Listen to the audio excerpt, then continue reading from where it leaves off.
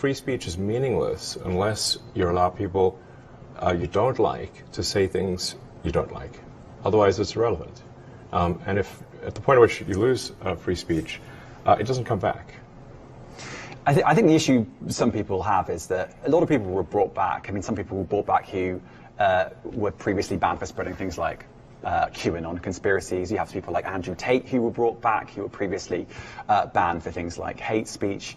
Do you think you prioritize freedom of speech over misinformation and hate speech?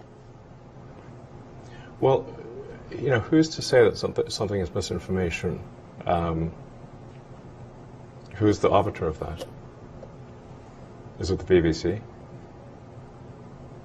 You're literally asking me? Yes. Well, no, you are the arbiter on Twitter, because you own Twitter. Yes, I'm saying, who is to say that one person's misinformation is another person's information? At the point at which you say that there is, this is misinformation, like, who is going to decide that? But you accept that misinformation can be dangerous, that it can cause real-world harms, that it can potentially cause... Yes, and the point I'm trying to make is that the BBC itself has, at times, published things that are false. Do you agree that that has occurred? I'm quite sure the BBC have said things before that turn out to not be true. Correct. In its, whatever it is, 100-year history, I'm quite sure. Yes. Even if you aspire to be accurate, there are times when you will not be. We've spoken to people very recently who were involved in moderation, and they just say there's not enough people to police this stuff, particularly around hate speech in the company. Is that what hate speech are you talking about? I mean, you use Twitter. Right. Do you see a rise in hate speech? I mean, just a personal anecdote. Like, what do you? I don't. Personally, for you, I would see I get more of that kind of content. Yeah, personally, but I'm not going to talk to the rest of for the rest of Twitter. So you see more hate speech personally? I would say I would see more hateful content in that. Content you don't like, or hateful. What do you mean to describe a hateful thing? Yeah, I mean, you know, just content that will solicit a reaction, something that may include something that is slightly racist or slightly sexist, those kinds of things. So you think if something is slightly sexist, it should be banned? No, is that what you're saying? I'm not saying anything. I'm saying. Well, I'm just curious. I'm trying to understand what you mean by hateful content, and I'm asking for specific examples.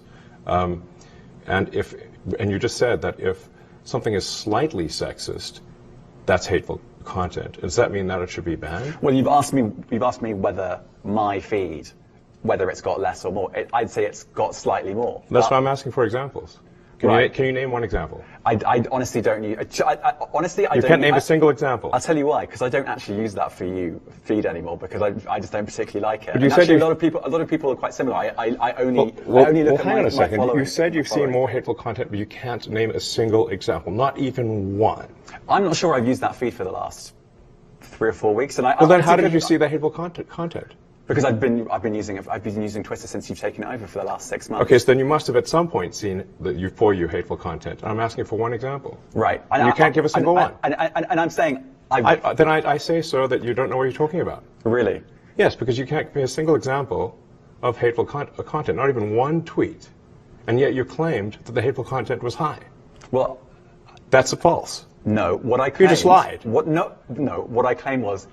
there are many organizations that say that that kind of information is on the rise. Now, whether it has on my feed or not, I mean, right, and literally if you look at something one. like the Strategic Dialogue Institute in the UK, they will say that. So look, people will say all sorts of nonsense. I'm literally asking for a single example, and you can't name one. Right, and as I already said, I don't use that feed. But then how would you know that? I don't think this is getting anywhere. You literally said you experienced more hateful content, and then couldn't name a single example. Right, and as I said, that's absurd. I haven't actually looked at that feed. Then how would you know this hateful content? Because I'm saying that's what I saw a few weeks ago. I can't give you an exact example. Let's move on. We only have a certain amount of time.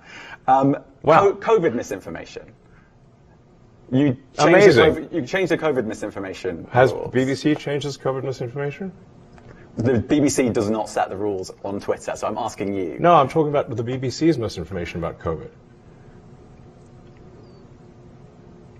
I'm literally asking you about, you changed the labels, the COVID misinformation labels. There used to be a policy, and then it disappeared. Why do that? Well, COVID is no longer an issue. Does the BBC hold itself at all responsible for misinformation regarding masking and side effects of vaccinations, and not reporting on that at all? And what about the fact that the BBC was put under pressure by the British government to change its editorial policy? Are you aware of that? This is not an interview about the BBC. Oh, so. You thought it wasn't?